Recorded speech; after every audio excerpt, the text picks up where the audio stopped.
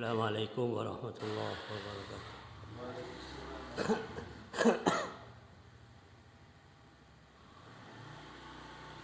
Al-Fatihah ila hadratin Nabi Mustafa Muhammadin sallallahu alaihi wasallam wa ala alihi wa sahbihi wa dzurriyyatihi wa ahli baitihi wa jamil anbiya wal mursalin wa syuhada wa salihin wal ulama ila amilin ala hadiniya wa kulli niyatin salihah.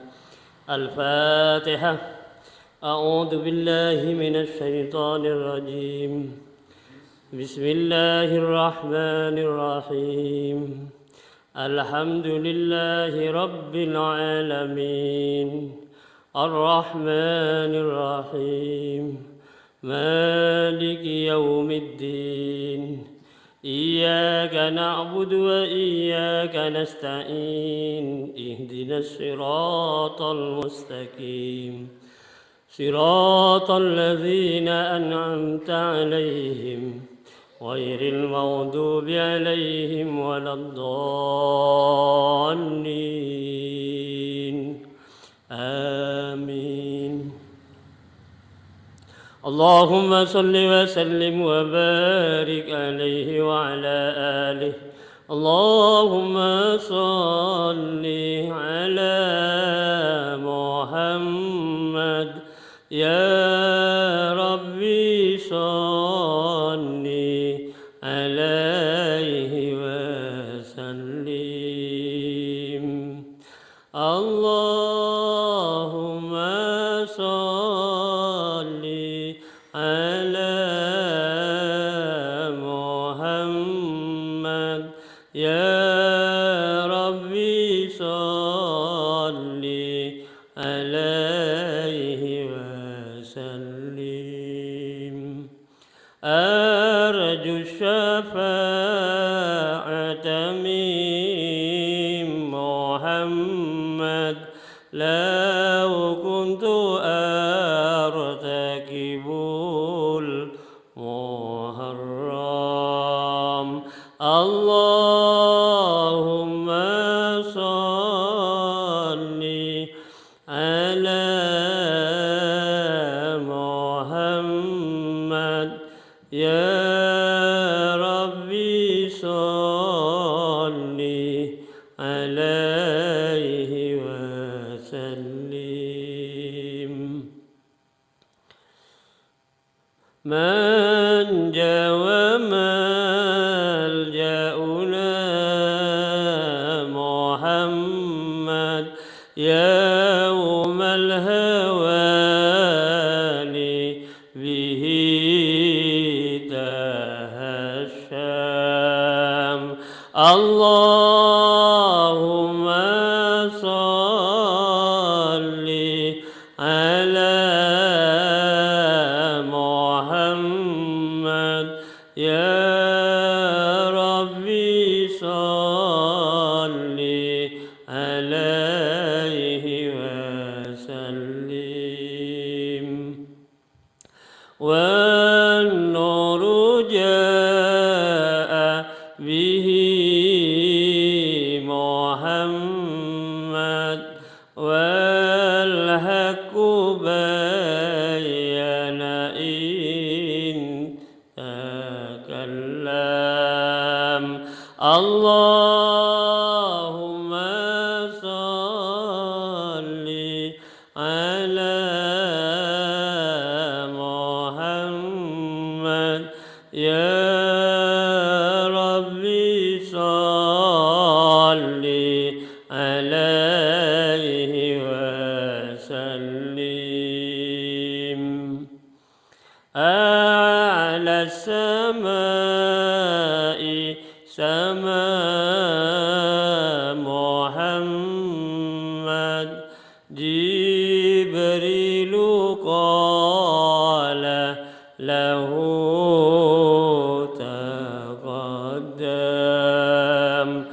اللهم صل على محمد يا ربي صل عليه وسلم. والجند حين غزا محمد منهم ملائكة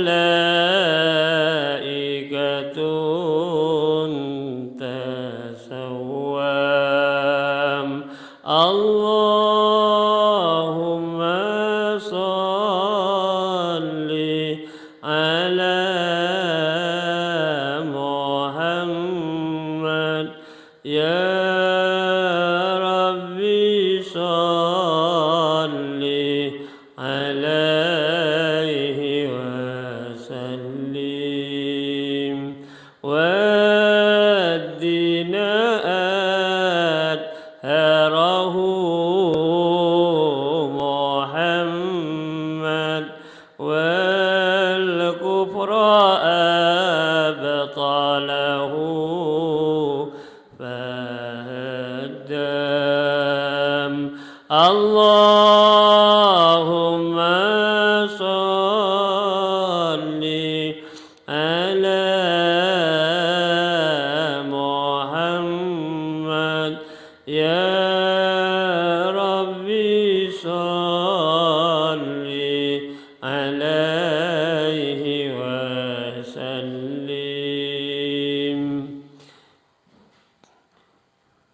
صلى الإله على محمد والآل كلهم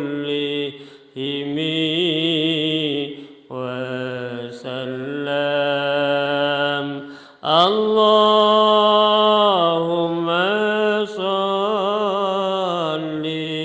على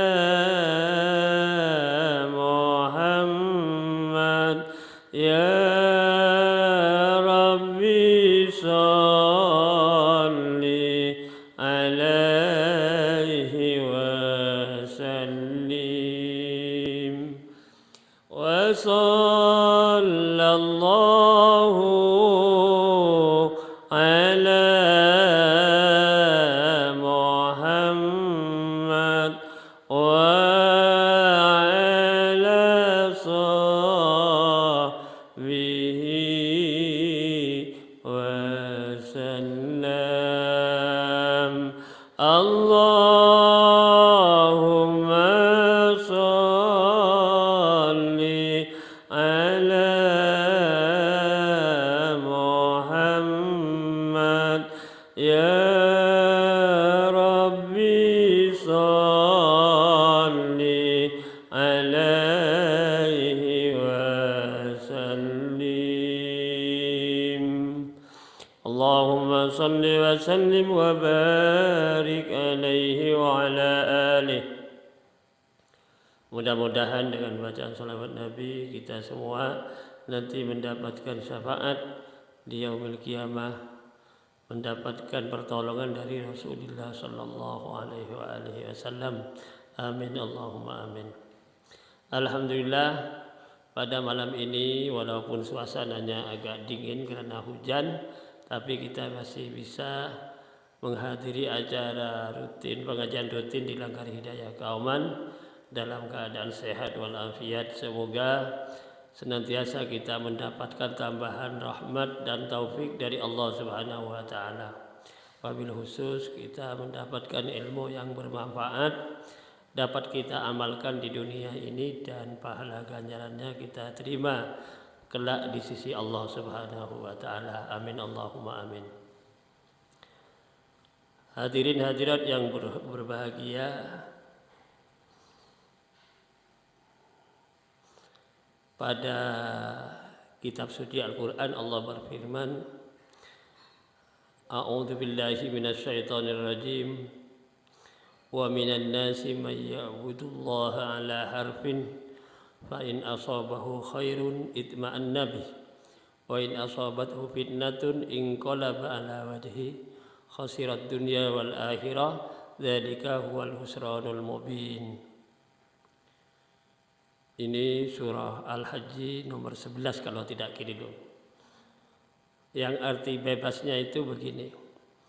Wa minan nasi, dan setengah dari manusia, sebagian dari manusia itu man mayya'budullaha, yaitu orang yang menyembah kepada Allah ala harfin, atas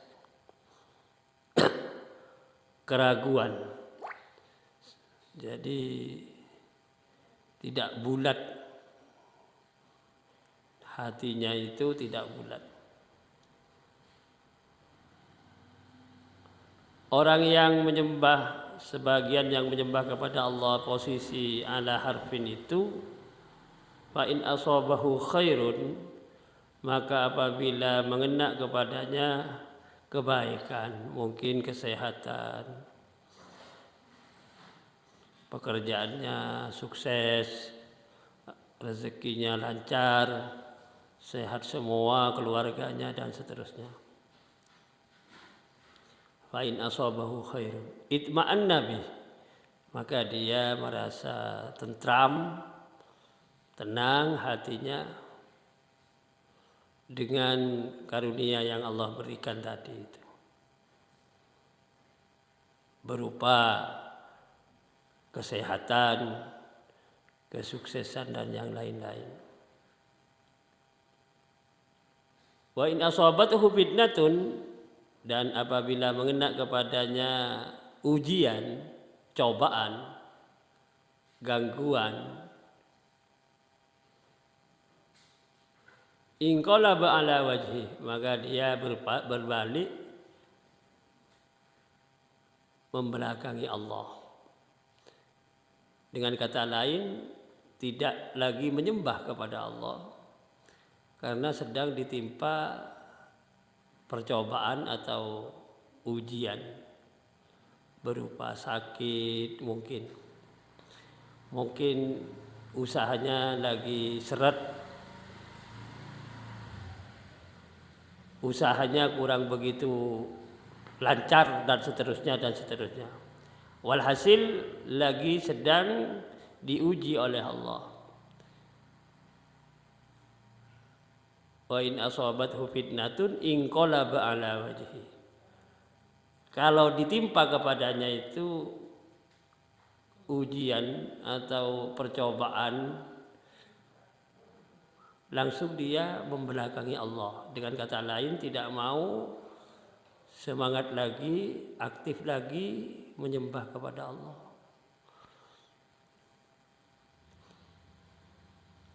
Khasirat dunya wal akhirah, kata Allah, maka dia rugi dunia dan akhirat.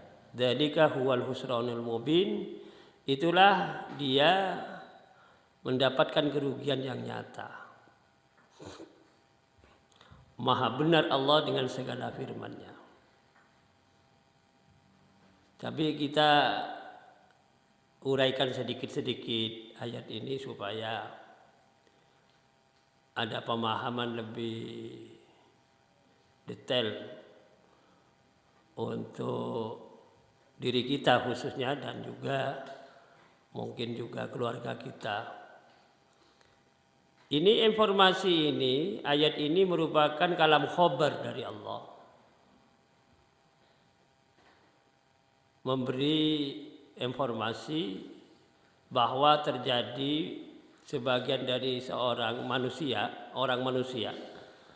sebagian dari manusia itu orang yang menyembah kepada Allah tapi tidak cong. Kalau lebih agak kekinian di dalam bahasa itu, ya pura-pura itu mungkin, atau etok-etok bahasa Jawanya. Menyembah kepada Allah tapi tidak full, tidak bulat, hanya setengah-setengah. Bahkan mungkin nyun sewu, kalau ada event baru dia menyembah kepada Allah. Misalnya ini. Kalau ada hari raya Idul Fitri, baru dia semangat mau melaksanakan sholat hari raya. Kalau ada peringatan keagamaan misalnya, orang banyak yang datang baru dia tampil sebagai orang yang kayak religius gitu, religius gitu. Ini orang yang penampilannya itu pun meragukan. Mungkin hatinya memang setengah-setengah, dia di dalam meyakini agama yang diamanatkan oleh Allah untuk melaksanakan perintahnya dan menjauhi larangannya. Sehingga Allah mengatakan wa minan nasi may ya'budullah ala harfin. Dan sebagian dari manusia adalah orang yang menyembah kepada Allah atas posisi pinggiran. Pinggiran itu di tepi jurang, bahasa yang lebih spesifik. Kalau mudah diterima ya ragu-ragu itu, atas keraguan dia menyembah kepada Allah. Apa iya ya sholat saya diterima ya? Apa iya ya kalau sholat seperti ini betul ya? Jadi banyak pertanyaan yang timbul pada dirinya sendiri, diutak-atik sendiri, akhirnya keyakinannya tidak tidak bulat. Lah orang yang seperti ini kata Allah ditegaskan kalau dia mendapatkan sesuatu yang membuat dirinya itu bangga atau ya gembira dan seterusnya, dia betul-betul mungkin ibadahnya lebih kenceng gitu, lebih semangat. Mungkin juga lebih rajin daripada orang yang rajin, yang aktif. Namun demikian sebaliknya, kosok wang suli pun kalau dia mendapatkan ujian dari Allah, langsung dia itu berbalik arah, tidak lagi menghadap Allah. Bahkan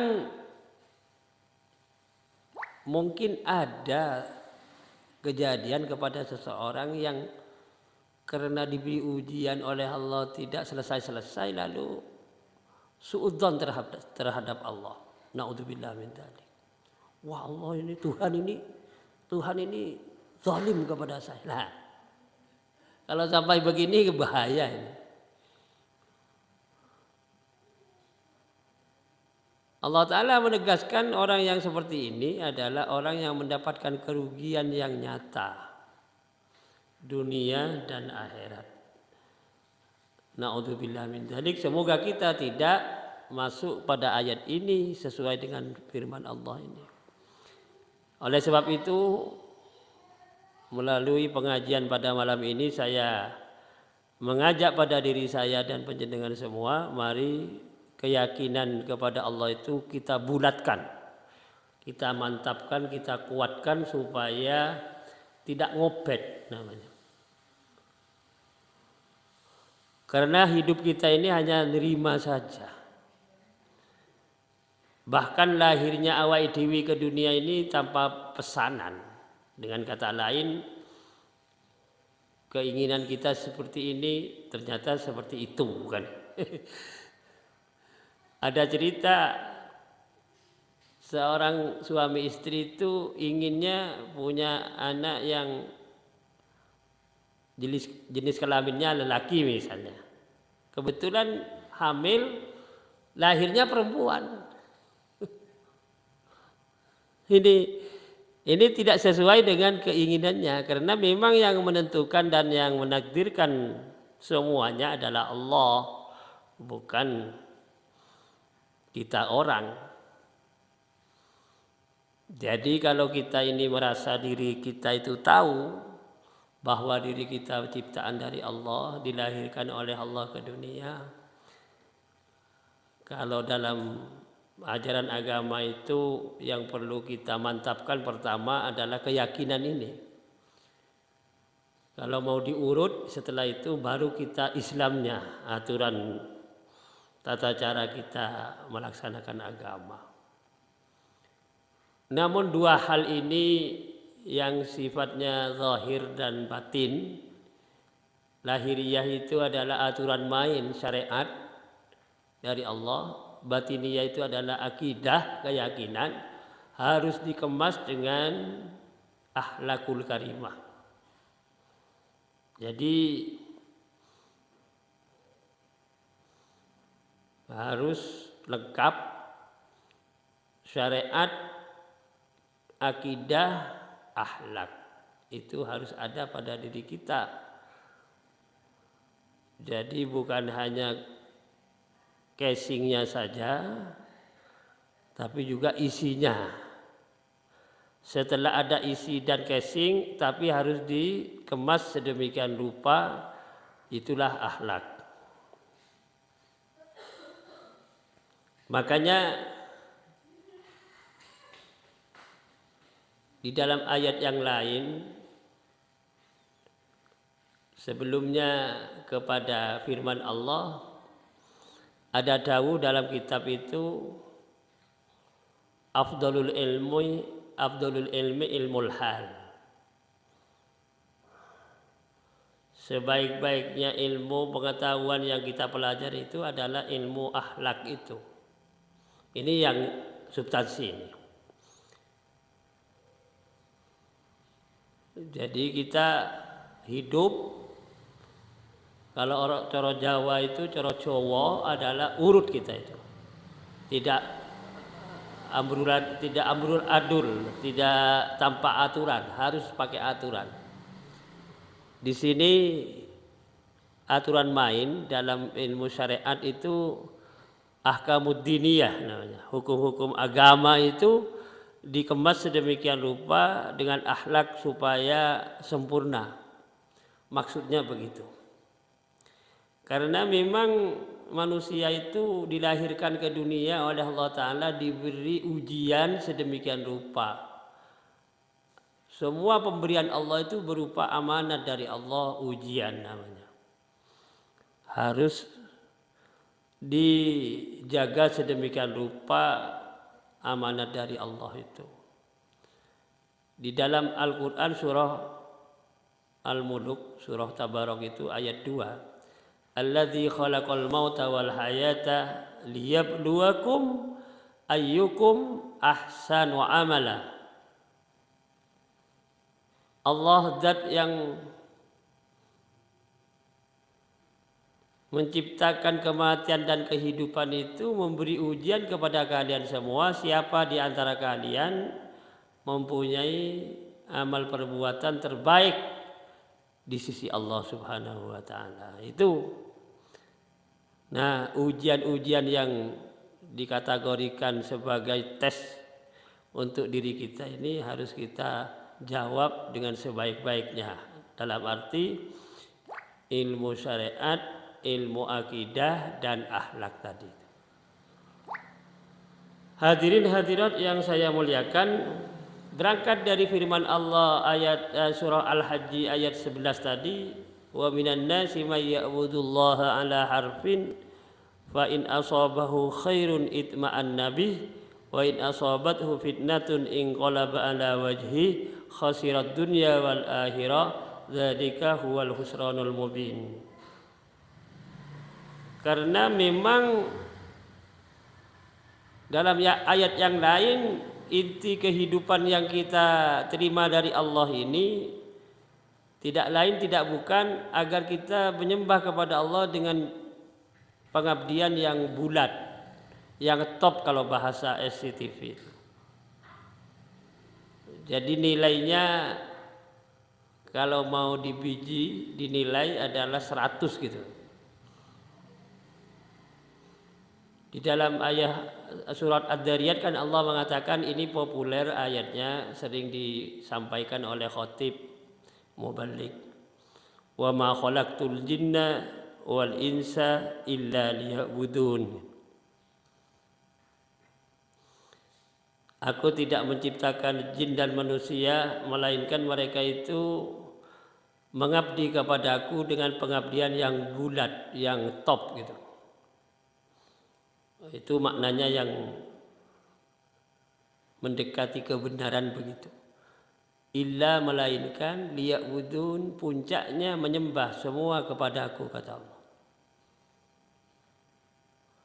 Jadi firman Allah yang surah Al-Hajj tadi itu karena memang Allah tahu ternyata sebagian manusia itu menyembah kepada Allah tapi pura-pura setengah-setengah gitu, tidak bulat dengan dasar tidak mantap, jadi keyakinannya kurang kuat itu, kurang bulat, kurang kokoh imannya kepada Allah, akhirnya setengah-setengah tadi. Faktornya yang lebih transparan itu karena kekurangan pengetahuan dia. Artinya tidak memperhatikan tentang ilmu pemahaman agama. Akhirnya dianggap melaksanakan keyakinan agama itu dianggap seenaknya sendiri. Ya itu, ini persoalan. Jadi ya pokoknya formalitas lah kalau bahasa sekarang. Saya yang penting Islam. Ini pernah saya ini bicara ini bukan tidak ada seseorang yang ngomong kepada saya, bahkan dia itu duta besar. Mohon maaf ya. Sudah lama, kurang lebih 20 tahun kepungkur yang ngomong kepada saya. Dia itu ceritanya penyuplai bantuan ke masjid-masjid di Indonesia, termasuk di Solo ini. Ya, dia waktu itu jadi duta besar di India. Kalau tidak salah masih zamannya ya Megawati apa Gus Dur gitu. Ya kurang lebih itu. Saya dampingi dia ngantar ke masjid-masjid bawa sanyo, bawa karpet, bawa sound system gitu. Di perjalanan itu dia asik gitu ngomongnya tentang agama ini. Tetapi dia itu memang men-setting diri. Misalnya begini ceritanya. Kalau misalnya saya punya anak saya itu saya arahkan pokoknya belajar yang betul-betul belajar ilmu umum, agama seenaknya sajalah. Gitu ngomongnya. Kalau agama itu tidak begitu penting, pokoknya formalitas. Lah ini ayat tadi ini kejadian. Menyembah kepada Allah setengah-setengah dia. Karena memang dia itu tentang ilmu pengetahuan khususnya ya, karena itu faktor seseorang itu punya keyakinan yang bulat, yang kuat kalau akidahnya, ilmu akidahnya mantap. Akhirnya dia ngomong kayak tadi, kalau anak saya pokoknya sekolah SD, SMP, SMU dan seterusnya perguruan tinggi, tapi sampai misalnya ke luar negeri misalnya. Kalau urusan agama itu ala kadarnya sajalah, gitu. Dia memang duta besar dia. Mungkin dia itu bergaul dengan masyarakat internasional, dia itu merasa bahwa ilmu keduniaan itu sangat penting baginya. Tapi kalau ilmu agama kan menyangkut individu personal. Tapi dia tidak memikirkan dirinya bahwa sesuai dengan firman Allah tadi, di dalam melaksanakan agama setengah-setengah. Lah ini kan bahaya ini. Nah, tidak bulat. Ini yang saya terima sendiri dari pejabat, bahkan duta besar itu kalau di Indonesia kan presiden sebetulnya, ya kan?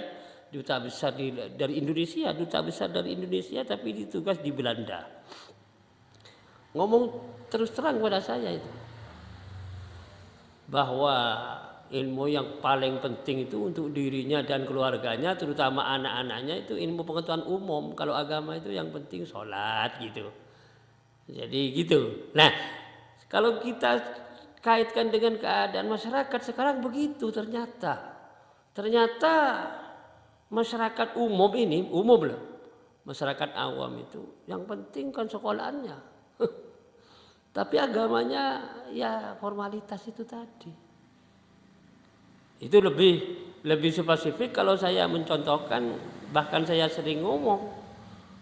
Kalau semangat sholat itu kalau ada event, misalnya hari raya, yang lebih agak lokalistis, lokal, itu tarawihnya. Maksudnya masjid tertentu, langgar tertentu, kalau musim tarawih penuh. Itu pun awal saja, mungkin seminggu pertama. Ini mohon maaf ya. Ini firman Allah ini bukan main-main loh. Firman Allah ini sekaligus Allah memberi penjelasan kepada kita. Ternyata betul sebagian dari manusia menyembah kepada Allah itu setengah-setengah tadi, gitu loh. Tidak serius, gitu loh. Tidak bulat, tidak menjadi renungan setiap detik, setiap menit untuk mengabdi kepada Allah, tapi formalitas. Nah, ini yang saya koncei supaya lebih detail. Kita tidak boleh begitu kalau ingin kuat agama, terutama pelaksanaan ibadah kepada Allah, supaya ahsanu amala, yabluwakum ayyukum ahsanu amala. Dan dalam ad-Dariyat tadi, wa ma khalaqtul jinna wal insa illa liya'budun, itu seiring dan sekata itu. Maksud dari ayat itu nilainya positif, substansial, hakikatnya ibadah kepada Allah itu nilainya top itu. Bukan cuman pokoknya sholat, bukan cuman begitu. Pokoknya sholat, ikut orang banyak, serawung. Bukan begitu. Kalau sholat itu menghadap Allah kok. Sholat itu menghadap Allah loh. Bukan menghadap presiden. Tapi kenyataannya kan beda manusia itu. Kalau menghadap atasannya lebih sepaneng dia. Lebih tersetting sedemikian rupa penampilannya. Tapi menghadap Allah seenak isi sendiri. Itu manusia. Wa minan nasi may ya'budullah ala harfin. Kita kaji ayat ini. Karena memang kurang serius. Menghadap Allah itu dianggap begitu saja. Karena Allah tidak bisa dilihat dengan mata kepala. Kan begitu. Nah, itu faktor keyakinan kurang bulat itu. Oleh sebab itu penekanan di dalam ayat yang disampaikan dalam surah Ad-Dariyat dan surah Al-Mulk tadi, liyabluwakum ayyukum ahsanu amala wa ma khalaqtul jinna wal insa illa liya'budun. Ini saya membanding ayat ini dengan informasi yang lebih konkret dari Allah, supaya kita tambah meningkat di dalam melaksanakan ibadah kepada Allah, khususnya yang 5 waktu itu. Kenapa? Karena memang yang menjadi bukan sekedar bahasa rutinitas, tetapi memang dalam 24 jam itu Allah memberi selah waktu supaya kita lapor kepada Allah. Duhur, asar, maghrib, isya dan subuh. Kalau ingin bagus, dialokasikan waktu itu per satu laporan itu minimal setengah jam. Nah, kali 5 berarti sama dengan 2 jam setengah. Syukur agak maksimal kalau kita mau memanage, mengalokasikan waktu untuk menyembah kepada Allah, 1 kali sholat 1 jam dengan semuanya, dengan rampinya sholat maksud saya. Kali 5 jam. Sekarang ada waktu di luar sholat kalau 1 jam per 1 kali sholat berarti 19 jam. Ini 19 jam itu dibuat kerja di 8 jam masih ada 11 jam. Tinggal nanti di tiap-tiap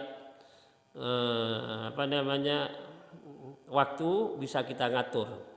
Nah 11 jam itu bisa kita istirahat, bisa kita ngobrol dengan teman, bisa kita dulan kan gitu 11 jam. Tapi ada waktu istirahat tidur misalnya. Kalau tidur waktunya kalau seperti kita ini 4 jam sudah lumayan malam. 4 jam itu sudah tidurnya nyenyak itu 4 jam itu. Misalnya jam 12 bangun jam 4 misalnya. Ini sudah 4 jam. Wah, itu tidurnya sudah luar biasa itu. Sudah menambah kesehatan bisa dari 50% menjadi 75% itu. Karena bisa istirahat 4 jam. Nah, ini kalau ulama besar seperti Imam Syafi'i sudah pernah saya sampaikan di malam hari 12 jam ini dari jam 6 sampai jam 6 pagi dibagi menjadi 3 bagian. 4 jam untuk ibadah, 4 jam untuk menulis karya ilmu pengetahuan, 4 jam untuk istirahat. Dibagi betul dengan beliau. Jadi 4 jam untuk istirahat, 4 jam untuk ibadah, 4 jam untuk menulis karya ilmu pengetahuan. Ini Imam Syafi'i. Kalau Imam Samudra beda lagi itu. Imam Samudra, Allah yarham, sudah meninggal. Nah, di sini yang saya sampaikan uraian dari surah Al-Hajj ayat 11 tadi supaya lebih mantap kita. Informasi dari Allah itu betul menjadi fakta di keseharian kita, jamaah kita sendiri, saudara kita sendiri, begitu modelnya. Jadi kalau di dalam hati kita tidak tahu, tetapi ada tanda dari tindakan luar lahiriahnya. Kalau dia itu ada event kampung, wah dia religius gitu ya. Kalau ada event seperti tadi, ada gerakan satu kelompok misalnya, tidak usah jauh-jauh, saya tidak menyinggung orang lain ya. Awai dewi sendiri, jamaah awai dewi sendiri yang senang sholawatan itu. Ini lebih fokus ke sholawatannya daripada berjamaah kok. Dan ngaji. Ngaji itu tidak penting bagi mereka. Yang penting sholawatan, tahlilan, itu terbangan itu penting itu. Itulah pemahaman yang keliru sebetulnya. Ini ente awai dewi. Ini yang senang selawatan, senang tahlilan, senang kumpul-kumpul. Ini kalau ngaji tidak penting sana. Yang penting selawatan itu. Ini karena pemahaman di dalam memahami ilmu agama menjadi hamba Allah yang iman beragama Islam kurang mendetail dia. Akhirnya yang wajib itu dinomor 2-kan. Maksud saya begini. Yang wajib itu diprioritaskan, yang sunnah itu nomor 2. Itu ngaji itu nomor 1, sholawatan itu nomor 2. Itu. Ini kan banyak anak-anak kita, jamaah kita. Nah, kalau urusan gerakan itu, wah malah meninggalkan berjamaah barang itu. Pilih sholat nanti, kadang-kadang kan begitu. Apalagi ngaji. Jadi memang belum bisa ngecopkan yang betul itu belum bisa. Karena memang tidak ada pengarahan yang agak terarah, bagus. Supaya tahu dia statusnya. Kalau waktu yang digunakan 24 jam itu yang penting mana kan gitu. Yang penting ini ngaji. Ngaji ini kan wajib. Selawatan itu sunnah kan gitu. Selawatan yang wajib itu kan waktu sholat saja. Nah, gitu. Ini yang mereka belum tahu ini.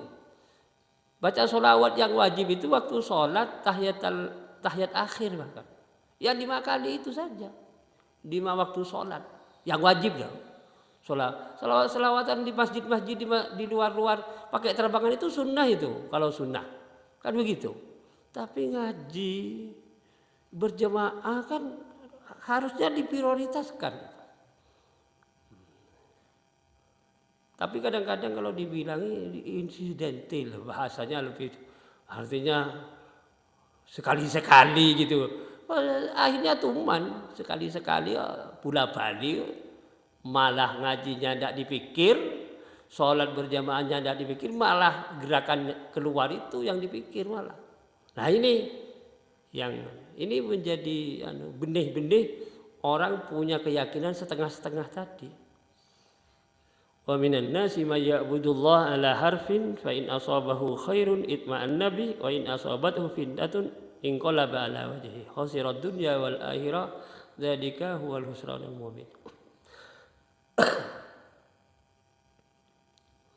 Saya kira ini saja. Mari kita tutup dengan bacaan Maulaya sholli wa sallim daiman abada ala habibika khairil khalqi kullihim huwal habibul ladzi turja syafa'atuhu li kulli halim minal ahwali muqta ya rabbi bi مصطفى بلغ مقاصدنا واغفر لنا ما مضى يا واسع الكرم ربنا آتنا في الدنيا حسنة وفي الآخرة حسنة وقنا عذاب النار والحمد لله رب العالمين. السلام عليكم ورحمة الله وبركاته.